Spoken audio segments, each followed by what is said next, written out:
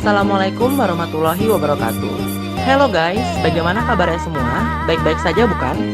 Nah, di tengah adanya pandemi COVID-19 ini mengharuskan kita sebagai mahasiswa dan juga dosen untuk belajar dan juga mengajar di rumah secara online. Perkenalkan, kami dari kelompok 6 akan membahas materi mengenai benefit cost ratio yang beranggotakan yang pertama yaitu Arif W. Pamungkas dengan NPM 18106311401175.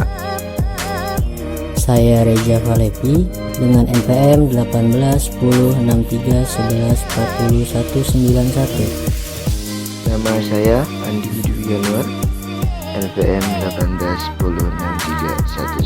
181063114193. Saya Lutfi Alfian Mursid, NPM 18106311401178.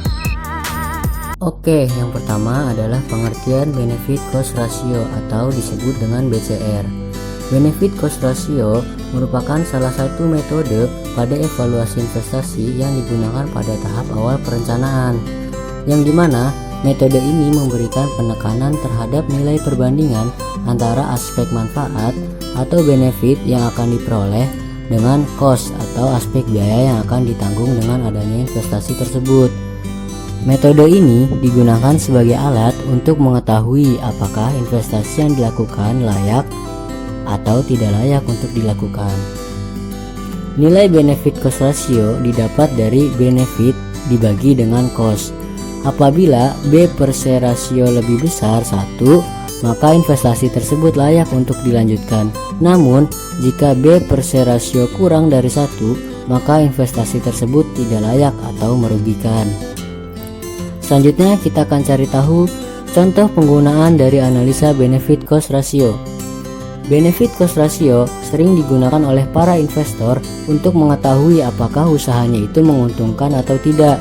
Selain itu, analisa benefit cost ratio digunakan pada proyek-proyek pemerintah seperti investasi terhadap pembukaan jalan baru, pembangunan pasar, rumah sakit, sekolah, dan sebagainya. Oke, itu tadi merupakan pengertian dari benefit cost ratio. Selanjutnya, manfaat benefit cost ratio. Yang pertama, membantu dalam pengambilan keputusan. Jadi, hasil keputusannya lebih efektif. Yang kedua, menambah alternatif atau pilihan.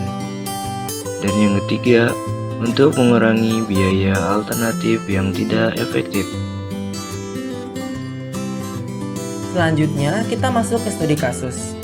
Untuk studi kasus yang pertama, di sini terdapat sebuah perusahaan sedang mempertimbangkan untuk membeli peralatan baru seharga 28 juta rupiah. Dengan peralatan baru itu, bisa dilakukan penghematan sebesar 300.000 rupiah per tahun selama 5 tahun. Pada akhir tahun kelima, peralatan itu memiliki nilai jual sebesar 33 juta rupiah. Apabila tingkat pengembalian 7% per tahun, apakah pembelian peralatan baru tersebut menguntungkan? Maka di sini dapat kita ketahui bahwa nilai cost-nya sebesar 28 juta rupiah. Lalu untuk nilai A-nya sebesar 300.000 rupiah. Lalu untuk nilai I-nya atau interest itu adalah 7%. Lalu untuk nilai N-nya atau jangka waktunya selama 5 tahun. Dan untuk nilai F-nya atau future-nya sebesar 33 juta rupiah. Maka dapat kita jawab untuk PW of cost-nya sudah kita ketahui bahwa nilainya sebesar 28 juta rupiah. Lalu untuk PW of benefit-nya dapat diketahui dengan rumus 300.000 rupiah dikali P per A, 7%,5 ditambah 33 juta rupiah dikali P per F, 7%,5 sama dengan 300.000 dikali 4,100 ditambah 33 juta dikali 0,7130 sama dengan 1.230.000 ditambah 23.529.000 sama dengan 24.759.000 rupiah. Lalu selanjutnya kita akan mencari nilai benefit cost ratio dengan rumus PW of benefit dibagi PW of cost sama dengan 24.759.000 dibagi 28 juta sama dengan 0,88.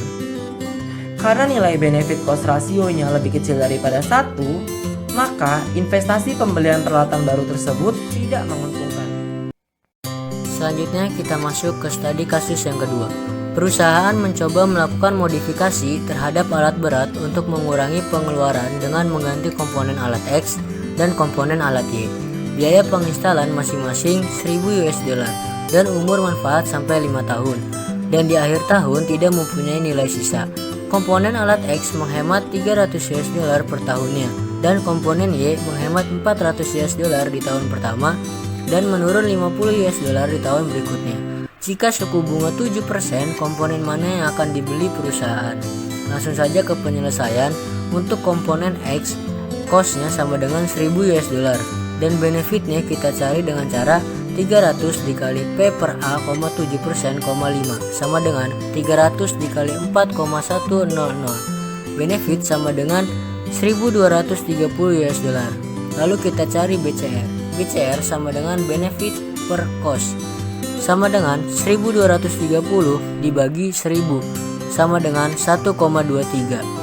Untuk komponen Y, cost sama dengan $1.000.